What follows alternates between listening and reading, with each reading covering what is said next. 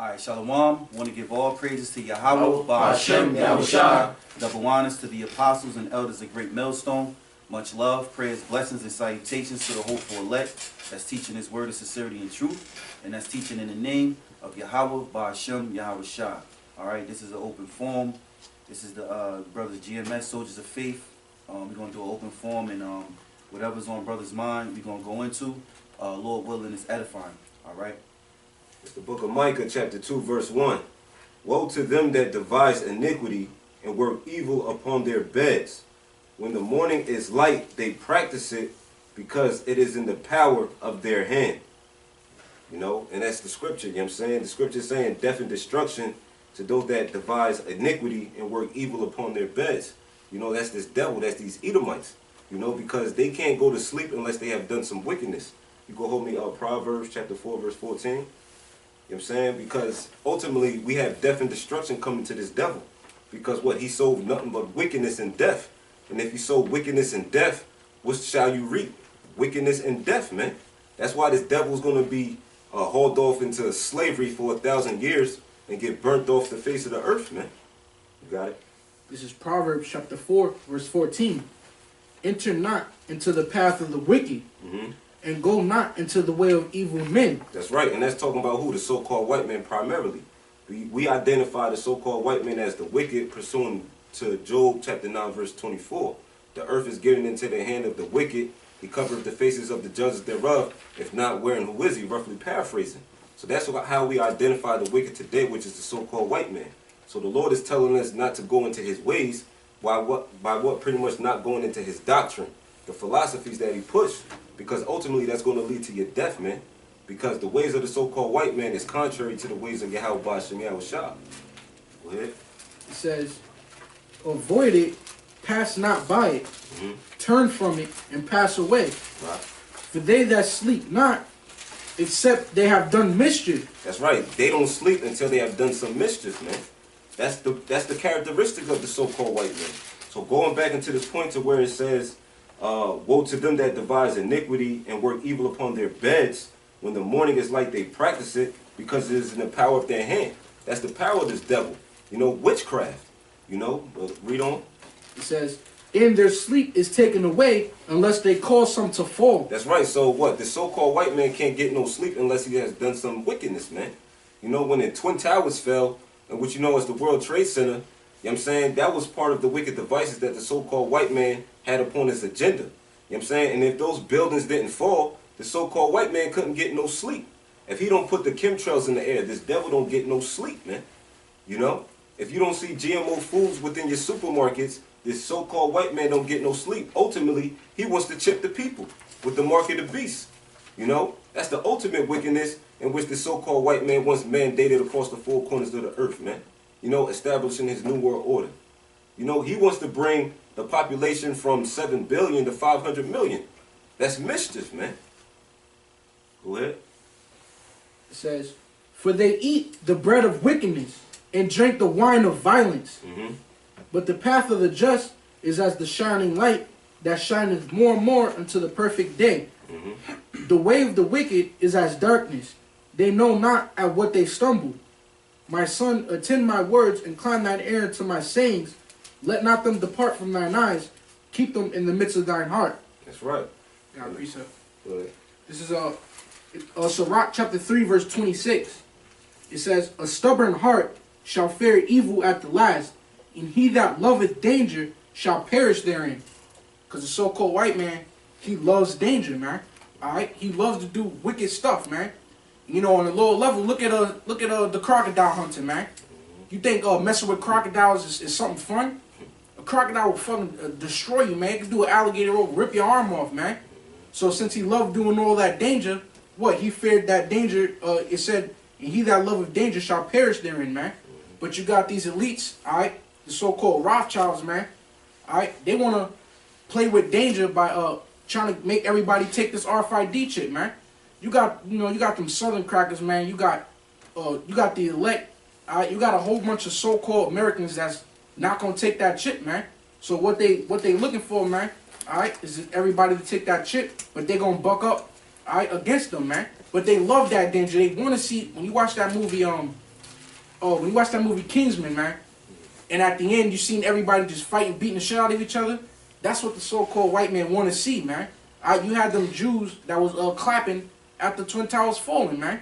So they love this danger, man. So guess what? It's only right that you're gonna perish therein, man. Since you love danger, when we in the kingdom, that's all you're gonna know is danger, man. That's all you're gonna know, man. You're gonna be in danger every single fucking day, even the Sabbath, because your mind is gonna be in danger, man. Since you love danger, it's only right that you're gonna be living in it 24/7 until you just burned off the face of the earth, man. That's right. Right, I got a piece of it. This is Genesis chapter 25, verse 27. And the boys grew, and Esau was a cunning hunter, a man of the field, and Jacob was a plain man dwelling in tents.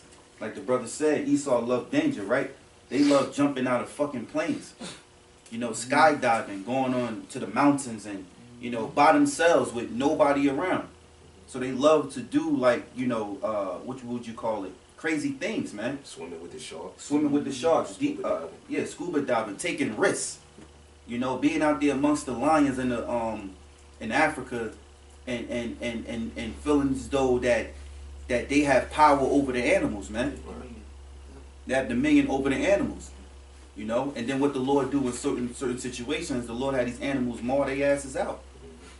It says, because this is the of their forefather Esau, the so-called white man's forefather is Esau in the scriptures.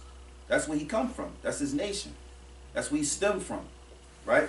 So this is Genesis 25 and 27. And the boys grew, and Esau was a cunning hunter and a man of the field.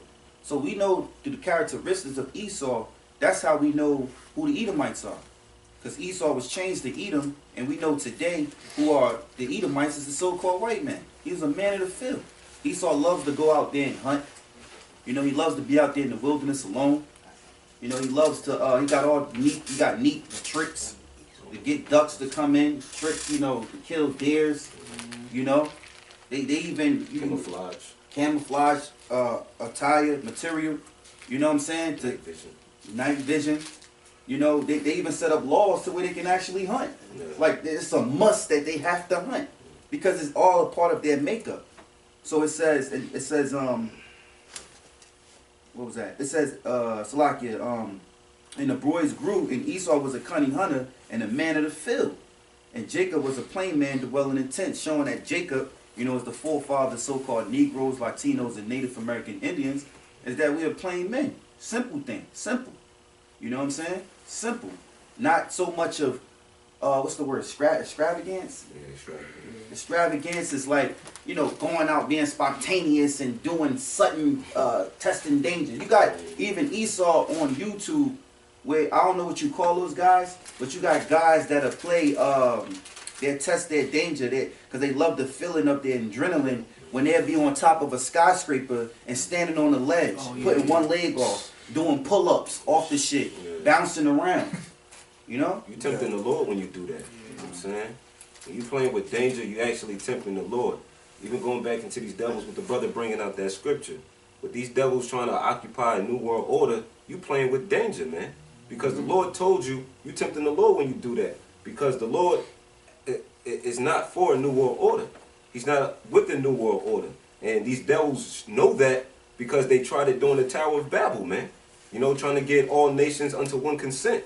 You know, they tried it during the time of the Greeks. So, you know, these are the same spirits coming back, you know, as far as these Edomites from the time of the Greeks and wanting to establish their new world order. So ultimately, they playing with danger because what? They tempting the Lord. You know what I'm saying? They called the Lord Alashagya for a reason. You know what I'm saying? Terrible demon-like power. But what? They playing with danger when they try to establish that new world order. But when you read Job, the 20th chapter, it tells you how the Lord is going to rain upon them while he's eating, man. You know? Here it is when they feel like they're about to get their new world order established. That's when Yahweh Bashim Yahushua is going to make his move, man. You know? And you got these Edomites that's fucking hurricane chasers, man. Here it is, the Lord said he'll have his way in the whirlwind.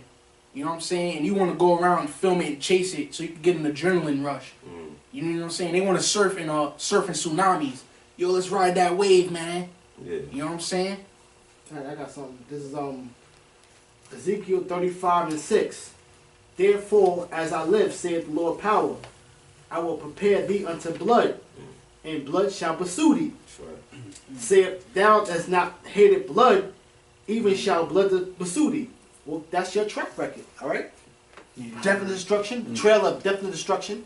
That's been your track record ever since you came into power, right? Read that person out. This is Genesis 27:40. And by the sword thou shalt live, and shalt serve thy brother. And it shall come to pass, when thou shalt have the dominion, that thou shalt break his yoke from off thy neck. Right, but the point is that by the sword shall y'all live, okay?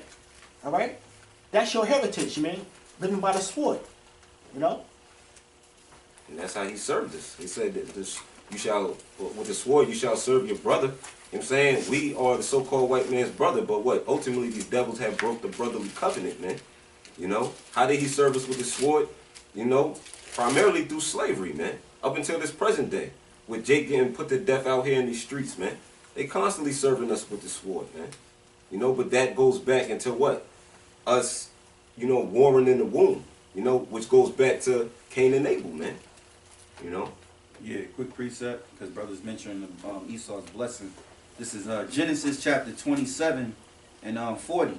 And by thou, I start at 39. Oh, Salaki. Read it again. Read it again. Read it again. Hey, but again, It's like it says, and Isaac his father answered and said unto him, Behold, thou dwelling shall be the fatness of the earth, and the dew of heaven from above, and by thy sword shalt thou live, and shall serve thy brother, and it shall come to pass when thou shalt have dominion, that thou shalt break his yoke from off thy neck. You know, it's like I appreciate it. This is Psalms chapter 73, verse 5. It says, They are not in trouble as other men, neither are they plagued like other men. Therefore pride compasseth them about as a chain. Violence. Salaki, let me add to that, because what? Hell makes you humble. You know what I'm saying? When you go through hell, that's what causes you to be humble. However, if you're not catching on hell, that's how pride comes about. You know? If the Lord's not punishing you or chastising you for your wrongdoings, you're going to feel like you're untouchable. You know what I'm saying? And that's the so-called white man. That's why he wears pride as if it's a chain, man. That's why he has his chin up in the air and thinking that he's the most high. Because Yahweh Hashem Yahushua hasn't moved on him yet. You know? Yeah, and that's annoying, man. You know what I'm saying? You'll have Edomites see the prophets, you know what I'm saying? Especially out there where the apostles is, because so much Edomites pass them. And they look at a bunch of brothers and they start laughing like you know what I'm saying, the San Francisco camp. You know, oh, I heard about this, and they start laughing and joking. But that day gonna come, man, when y'all gonna get y'all, man. So it says, Therefore pride compasseth them about as a chain, violence covereth them as a garment. So you know what I'm saying? You wear violence like it's a garment, man. You know what I'm saying? Yeah, like you put on your clothes, man. That's how much y'all put on violence, man. You know what I'm saying? You put on violence like you just wearing clothes, man, like it ain't nothing, man. Just look at your track record, man. Look at today, man. All right? You got a 8-year-old little native girl, man, who got tased, man. Come on, man. You need to tase an 8-year-old, man? You know what I'm saying? Well, how was this land of America taken? This land of America was taken by violence, man. You know? That goes to show who the wicked is. That goes to show who Psalms the 73rd chapter is talking about, man. You know, when Cristobal Colon came over here, you know, the central, South and North America, man. You know, in parts of Canada. You know, here it is. You know, he's seen the delicacies and the riches that North America obtained. You know, and what he befriended the North American Indians just so he could stab them in the back, man. You know, when the native Indians were, you know, living here in the Americas, primarily over there in the West Coast, you know, it was flourishing with gold, man. However, the North American Indians, they didn't look at it as of any worth. You know what I'm saying? Because what? It was so much in abundance. But Esau, the so-called white man, came over here and see how worthy it was. You know, they pretty much had glass beads, and they wanted to trade off the glass beads for the gold. But then the North American Indians noticed that they were getting ripped off, and they wanted things more of worth, you know. And pretty much when, you know, the North American Indians got hip to their bullshit, you know, they were ready to rise up. And that's when the so-called white man was furthermore putting them to death, man. You know? So this devil ain't never been right. You know, he lives off violence, man. Back in there, cook. Oh, sorry. This is Psalm 55 and 21.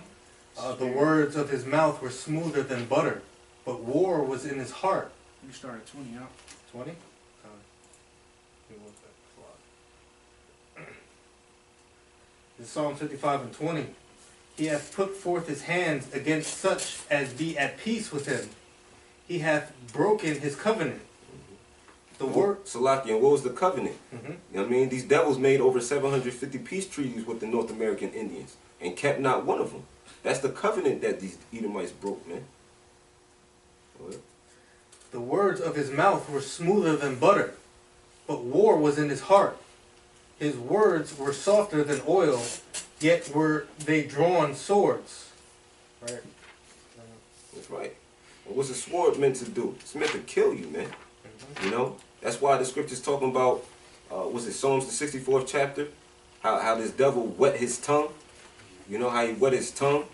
Somebody could grab that right quick. You know what I'm saying? Because what? It's meant to beguile you and to deceive you so he can have the upper hand upon you, man. And that's why, you know, just to add, that's why every time when Edom talks about you jakes, you niggas, you know, that's what you call each other, right? You Negroes, you Latinos, and Native American Indians is always of a sword for you. It's nothing never to help you.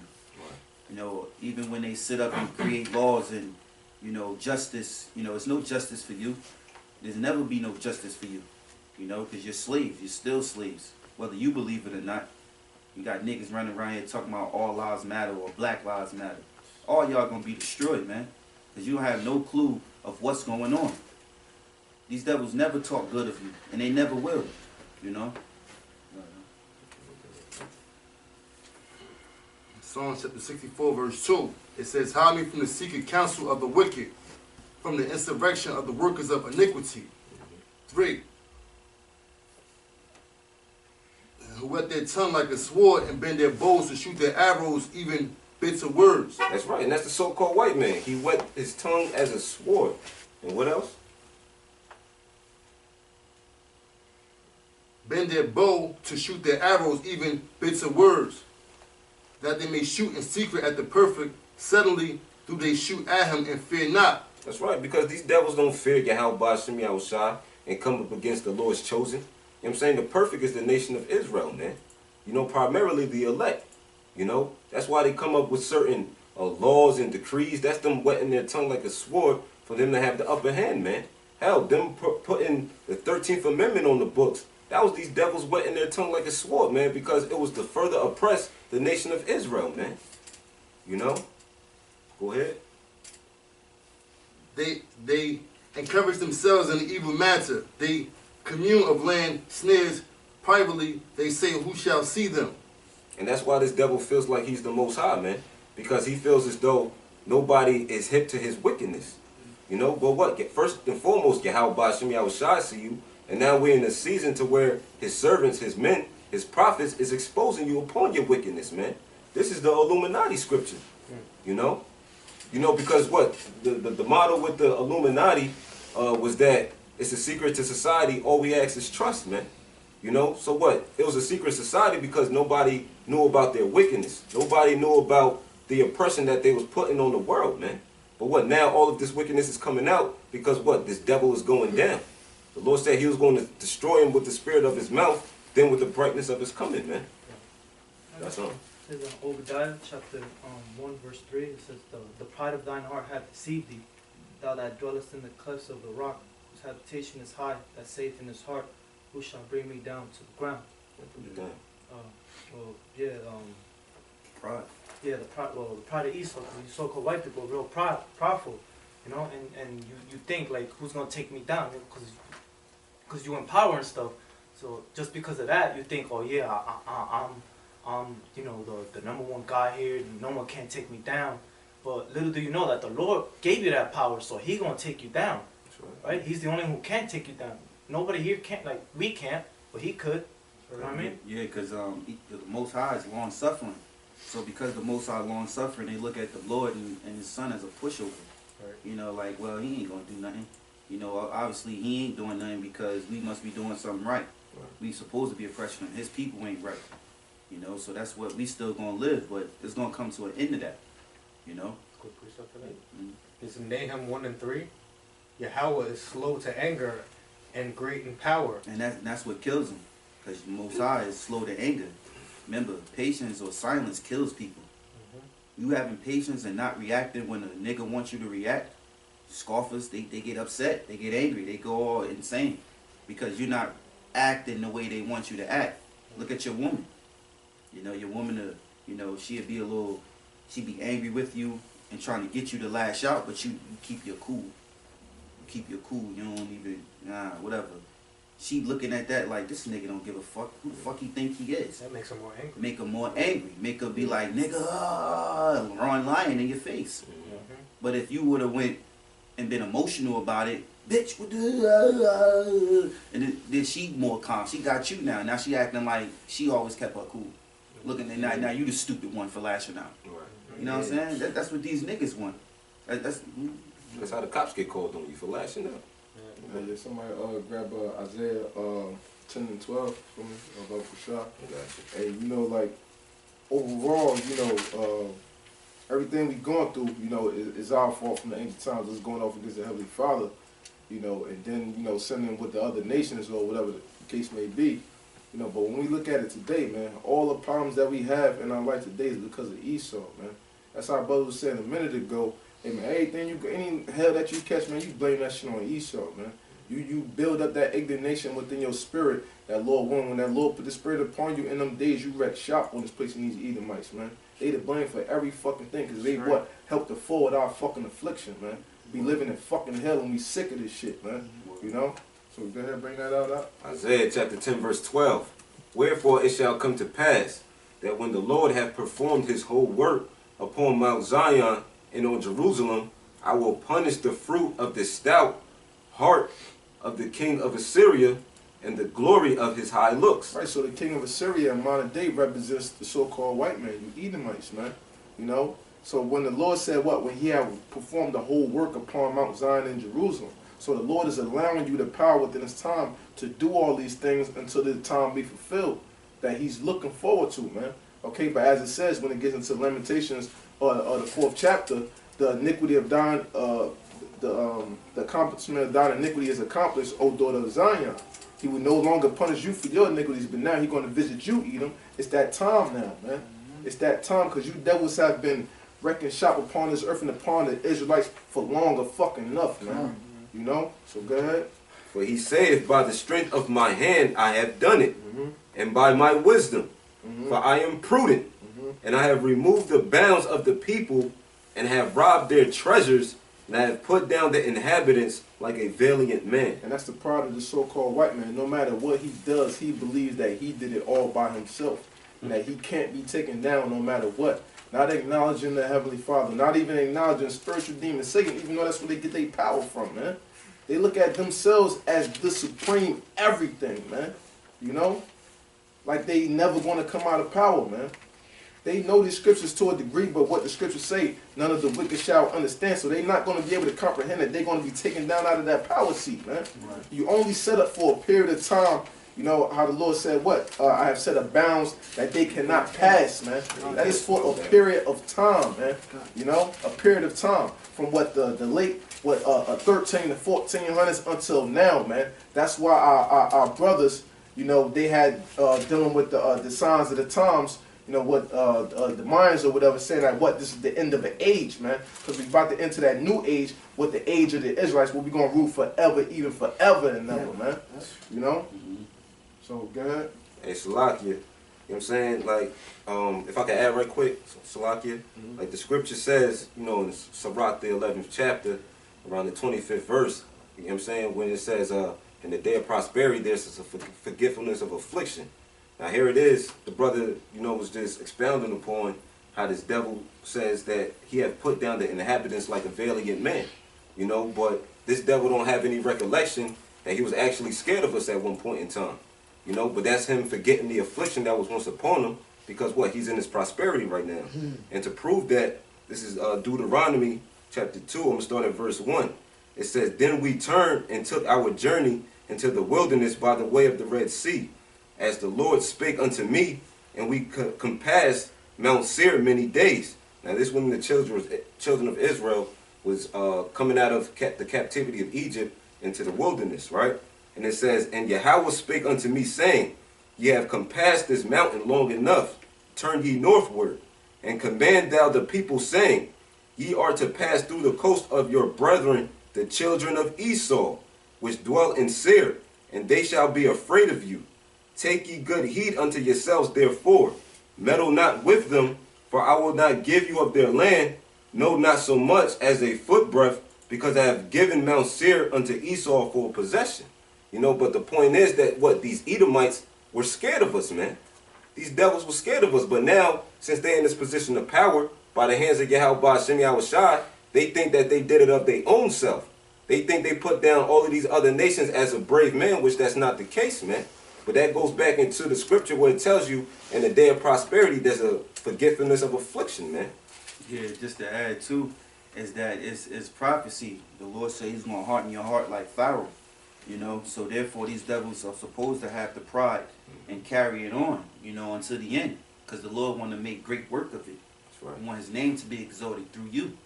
Well, through destroying you, you know, of what your so-called greatness is. And guess what? When Edom get turned back to the lower state, there's going to be no mercy for you. You know, you're going to see Edom actually fearing them when they see their own land, well, they stolen land America be actually overwhelmed with stormtroopers, UN troops. You know, when actually martial law is here, not only Jake gonna be messed up, but Edom gonna be messed up. Because they gonna know it, their America, their pride is gone. And there's no coming back. And quick precept, brothers can break it down. This is James chapter 2, verse 13. It says, For he shall have judgment without mercy, he shall have judgment without mercy, that have showed no mercy, and mercy rejoiceth against judgment. So since you never showed Israel no mercy, you can justify your mercy if you want. You gave us what? Welfare, basketball, football, sports, education. That ain't mercy, man. You know what you did? You stripped our identity. Like the brother said, you further our affliction. You stripped us of our identity. This is the only captivity that we was under, you know, another nation that we did not know who we were. Scriptures talk about us discontinuing from thy inheritance. So you further our affliction from not letting us know who we were. You got to pay for that shit. Hey, if I could add, we don't know who we are because you the one who took our identity. You know what I'm saying? Two people can't claim as one identity. So with you being in a position of power, you know what I'm saying, you claim yourself to be the people of the Bible, of God's chosen people. You know what I'm saying? That's why we don't know who we are. You couldn't pull that off in the ancient world. Right. Because Yahweh Shem Yahushai blessed us with that knowledge to know who we were. Right. But through the generations of this generational curse of us being stripped from this knowledge, wisdom, and understanding, that's why, you know, it was set up, you know, with that in slavery, as far as, you know, being subject unto your masters. You know, you was forcing that doctrine upon us. That was you beating us out of our heritage so you can claim it, man. So you can further oppress us, man. Yeah, just to add, because the brother made me think about it, you got scoffers, you know, they scoffing, this is current. So the 12 tribe sign, the disciples didn't use it because there wasn't the prophecy then. When the 12 disciples was there, that wasn't for the time. The time is for now, when we did not know who we were. See, going back, certain things that the ancient men, they understood, like reincarnation. It wasn't a spook. It wasn't, you know, a mystery. You know, now being an Israelite fathers, that was a mystery. But Paul said, "Be not ignorant of this mystery, brethren." So therefore, certain things back then we knew what it was. So things that was actually written is for our learning today. These are prophecies: Isaiah, Jeremiah, Ezekiel, Zephaniah, Zechariah, Daniel. You go on to the prophets. Everything was written for us today to learn, man. It's really simple, but you're not being spiritual, so you're not of the Lord's elect, or well, I'll say hopeful elect, because we hope that we be the elect, you know. But it's simple, man. Yeah, real quick. It's Amos 1 and 11. Thus said the Lord, for 3 transgressions of Edom, and for 4, I will not turn away the punishment thereof. because he did pursue his brother with the sword and did cast off all pity. And his anger did tear perpetually, and he kept his wrath forever, man. So that's going into how the brother just brought out about you devils never showing us no mercy, man. And the primarily time that I think of, when, whenever brothers bring out the scripture, is what the time of 586 BC, when the Babylonians sacked our temple. And you was as one of those on the other side, tripping us up, giving us over to the Babylonians, then you ultimately burning down our temple and all that once it gets into the book of Esdras, man. That shows that you didn't give a damn about your brother. So therefore, in turn, the Lord don't give a damn about you, because you just that same wicked motherfucker coming back from being reincarnated from Cain and Abel's situation, man.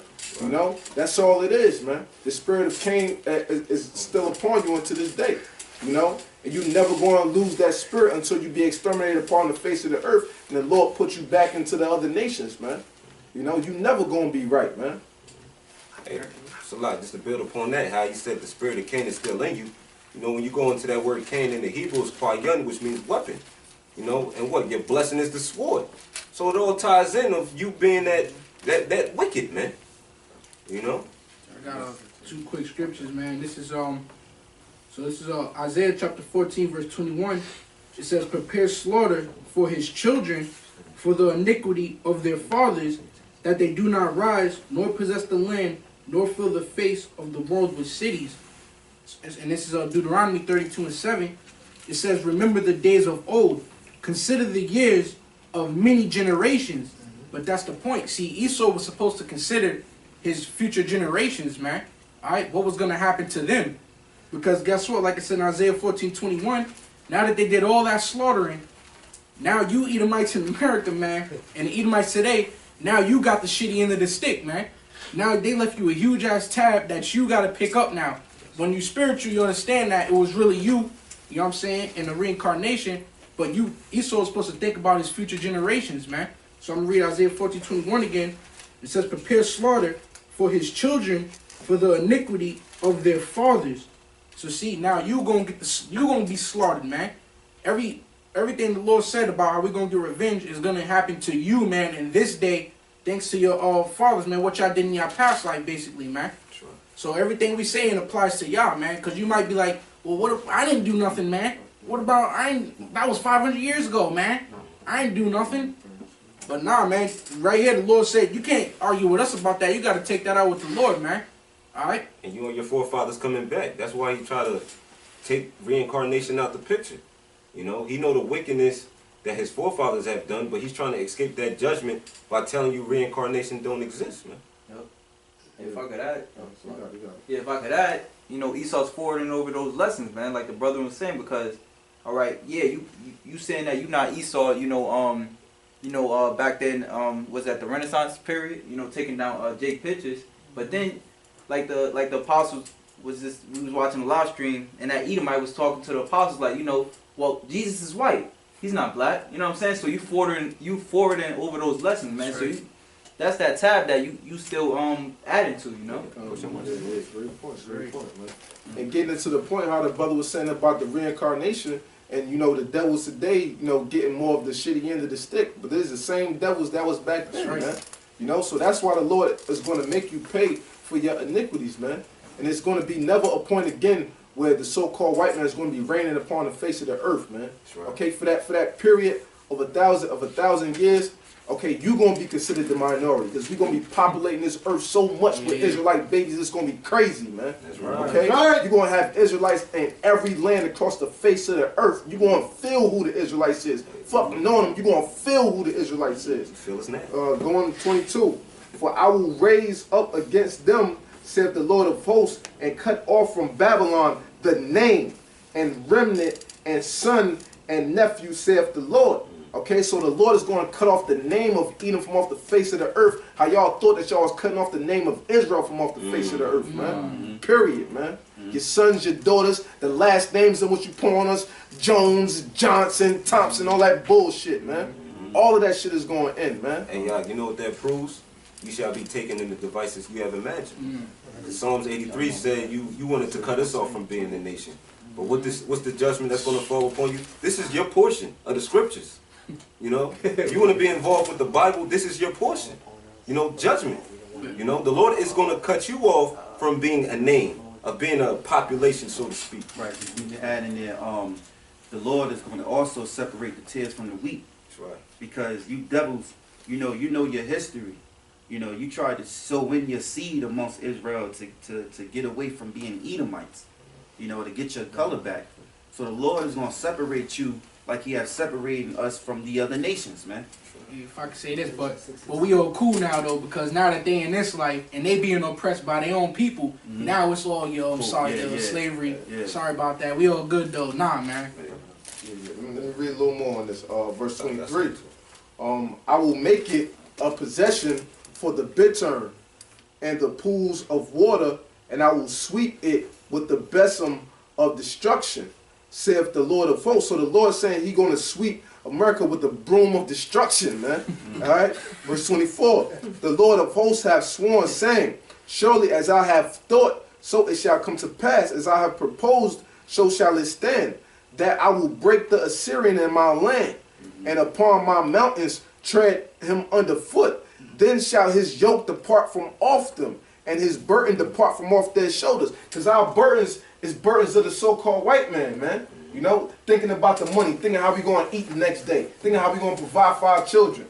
When we was living in the land, we dealt with the barter system, man. Okay? We didn't really need money like that, or we had the system set up to where if you did have brothers that more money, they left things that the poor can eat, so we was taken care of, man. But now the everyday Israelite has problems, money problems. Why? Because of the so-called white man, man. Going on, it says, verse 26, this is the purpose that I propose upon the whole earth, and this is the hand that is stretched upon all the nations. For the Lord of hosts hath proposed, and who shall disannul? And his hand is stretched out, and who shall turn it back? So the Lord is getting ready to bitch smack America and you Edomites. And who going to turn the Lord's hand back, man? And I add too, like, I got you. They like to call Jake, freeloaders. Lazy. The way we're built, we wasn't built to run like Edom. We're different. The different characteristics between Jacob and Esau. But Esau's ruling, so it's his way, and you gotta go his way. And if you don't fit to his way or measure up to his way, you consider this, you consider that. But like the brother said, even off the land, you may not have much of the money or substance, but the scriptures do say you gotta work to eat. So you did enough. You worked enough, but you was unfortunate, but you still had your regular everyday substance that can feed your family, man. You was able to eat, man. We took care of each other. We took care of each other, man. Shit, that brother said shifted over though, but going back, like these crackers, like their whole rulership and everything that they stand for is gonna be thrown out of the earth, Job chapter 18, verse 17, it says, his remembrance shall perish from the earth, and he shall know. It says, his remembrance shall perish from the earth, and he shall have no name in the street. He shall be driven from the light into darkness and chased out of the world. Read that last part again. It says, he shall be driven from light into darkness and chased out of the world. That's right, because what the light of the wicked shall be put out, man. His philosophies, his whole way of being, the Yahweh Shem Yahushai is first for something to be put out and for it to be no longer in remembrance. We have to tell you who that wicked is. That's why this truth is coming out on the so-called white man being Esau. So now that we identify the so-called white man being Esau, when he goes through his 1,000 years of captivity, he's going to be put out ultimately as far as being eradicated, man. Yeah, if I could say this, man, because we was talking about, we took care of each other, man. We had the welfare system. Another thing is that we wasn't committing usury against each other, man. If I give you $600 back, if I give you $600, all you gotta do is give me $600 back. You don't gotta give me a fucking 1,000 back, an extra 400. For what, man? I ain't borrow 1,000, I borrowed 600, man. So that's another reason why Esau's the fucking devil and how he oppresses Jake, man. That's not right, man. Yeah. For the sake of time, we're gonna have to wrap it up, brothers. But if you got precepts, just bring it up. All right. Real quick, it's Isaiah 2:10. Enter into the rock and hide thee in the dust, for the fear of the Lord, for the glory of his majesty. And that's what's going to happen, though, right? We got precept up. is Revelation 6:16, and said to the mountains and rocks, fall on us, and hide us from the face of him that sitteth on the throne, and from the wrath of the Lamb. Right, that's you Edomites though. That's what that time to come. That's what that time to come is going to be. Okay, all right. You're going to hide in the rocks. Right. Verse 11. The lofty looks of man shall be humbled, and the haughtiness of man shall be bowed down, and the Lord alone shall be exalted. So Yahweh Hashem Shai is going to get his judgment. Okay, at the end of the day, you know, on you Edomites. Sure. Right. Anybody else have precept? Okay. Proverbs 16:4. Yahweh hath made all things for himself, yea, even the wicked for the day of evil. Mm. Everyone that is proud in heart is an abomination to Yahweh. Mm-hmm. Though hand join in hand, meaning, you know, even you other Jakes that can't see that Esau is going to be taken down, you know, he shall not go unpunished. So he's going to get his judgment, and so are you. So you better wake up, man. If you think Esau is going to make it, you're sorely wrong. You're gravely mistaken. Gravely mistaken. That was hard. Because we not sharing no kingdom with Edom. This is his kingdom now. Yeah. And ISUPK General Yohana knows it. Clown. He said their kingdom. We got to build our kingdom in their kingdom. Clown. So you acknowledge that this is their kingdom. They're not gonna share a kingdom with these other nations. Nations never shared the kingdom like that. Two you kings know? can't rule at once. Yeah, man. Eventually, if they will come to some agreement, one gonna get put down anyway. You know, And if there's a or king, overrule the other. and if there's a king, he'll set up a vassal king. You know, because a vassal king is one who's subordinate to the king. You know, like the presidents, they'll be known as vassal kings because what they're subordinate and they taking you know what's the word I'm looking for? They taking orders. Thank you, Thwada. They taking orders from the elites, man. You know. Yeah, I got one more, and we wrap it up with this. I'm gonna just read it through. This is Job chapter 21. Start at 22. In the fullness of his sufficiency, he shall be in straits. Talking about you Edomites. Every hand of the wicked shall come upon him. When he is about to fill his belly, the Most High shall cast the fury of his wrath upon him, and shall rain it upon him while he is eating, which we know dealing with the RFID microchip when he's fulfilling his will of the New World Order. Verse 24, he shall flee from the iron weapon, and the bow of steel shall strike him through. It is drawn and cometh out of the body, yea, the glittering sword cometh out of the gall. Terrors are upon him, which is talking about the thermonuclear missiles sitting in their silos, coming out the silos, right? Verse 25, it is drawn, Slakia, verse 26, all darkness shall be hid in his secret places. A fire not blown shall consume him. It shall go ill with him that is left in his tabernacle. And it says, the heaven shall reveal his iniquity, and the earth shall rise up against him.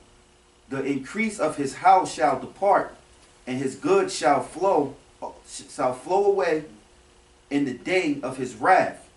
This is the portion of a wicked man from Yahweh, and the inheritance appointed unto him by Yahweh. You know, and that's judgment upon your wicked ass, man. And Lord willing, we almost out of here, man. You know, so with that, we want to give all praises to Yahweh, Ba'ashem, Yahushua, and double honors to the apostles, elders of Great Millstone, and much love, prayers, blessings, and salutations to the hopeful elect. Shalom. Shalom.